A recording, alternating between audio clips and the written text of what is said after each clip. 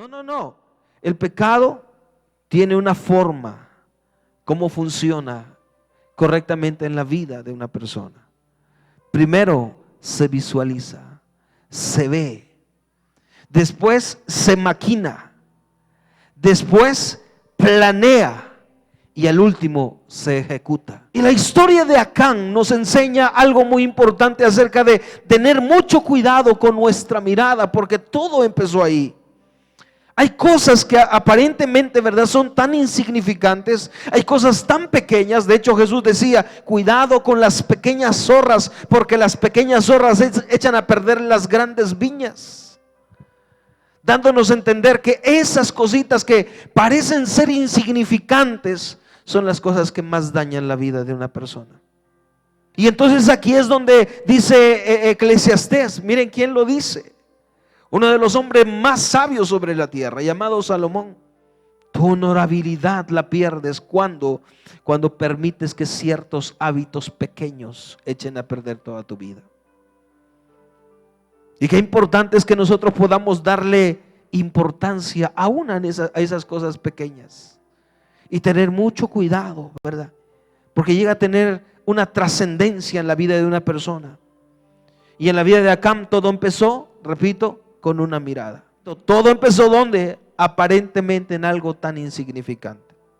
Acán era uno de los hijos de Israel, uno del pueblo de Dios que había escuchado la palabra. Lo voy a decir de esta manera, lo voy a parafrasear, ¿verdad? Un hombre que iba al templo, pero que permitió que la mirada lo llevara mucho más allá. Un hombre que conocía del temor de Dios, que sabía quién era Dios. Y entonces lo primero que podemos ver es que todo comienza, ¿verdad? El comienzo de una cadena de pecados comienza precisamente en la mirada de una persona. Y por eso siempre decimos: cuidado con lo que vemos. Cuidado con lo que vemos. En la televisión, en la computadora, en el teléfono. Cuidado con lo que vemos en la calle. Cuidado con lo que vemos allá. Todo lo que nosotros vemos va a afectar nuestras emociones. Han quebrantado mi palabra, han desobedecido mi palabra, dice el Señor.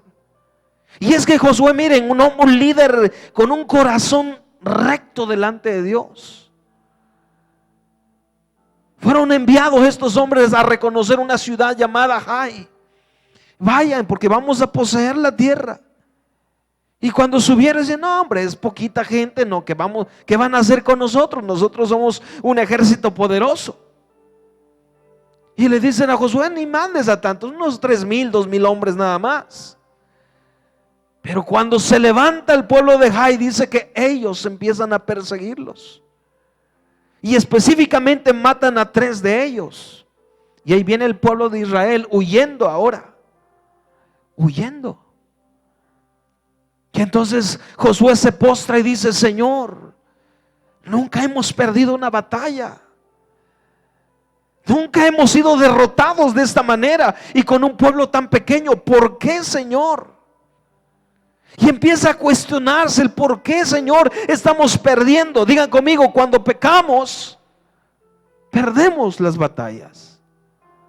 El pecado te retrasa, el pecado te saca de la presencia de Dios. No hay victorias.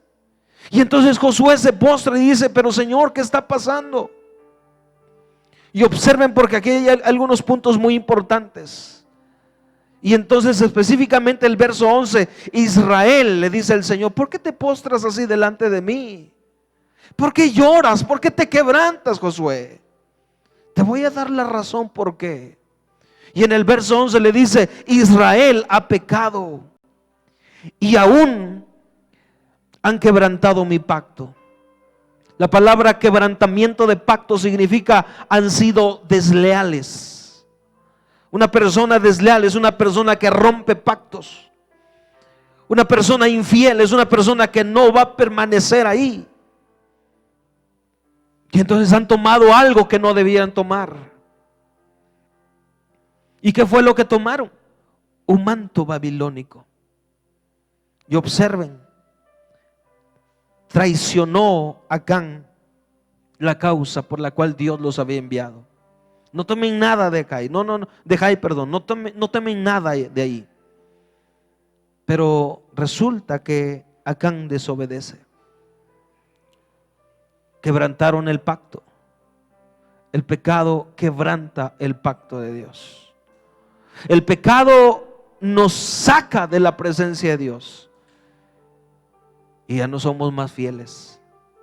Por eso la mirada debe de estar puesta en el Señor. Bien decía el apóstol Pablo, y él lo dijo de esta manera: puestos los ojos en el autor y consumador de la fe, solamente se llama Cristo Jesús.